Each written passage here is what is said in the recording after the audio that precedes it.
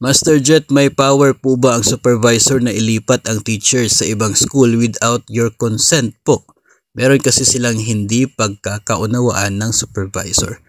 Ang mayroon pong power sa pag-determine o pag-issue ng assignment or reassignment order natin ay yung tinatawag po natin na head of our agency. No, yun po ang atin pong schools division superintendent.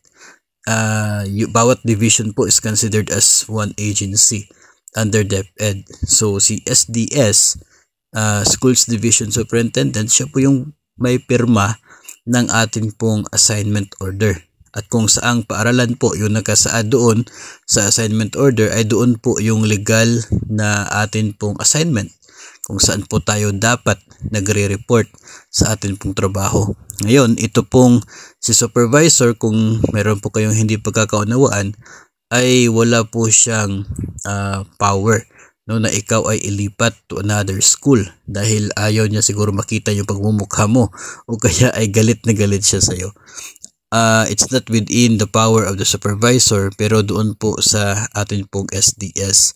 No? So, if ever po na may mga case na ganyan po ay pwede nyo naman pong i-refer sa division po ninyo.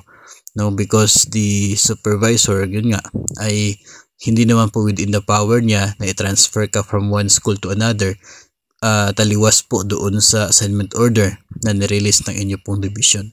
So, i-refer po ninyo sa division po ninyo yung case na ganyan. Sa ganun po ay malinaw din po sa inyo, no?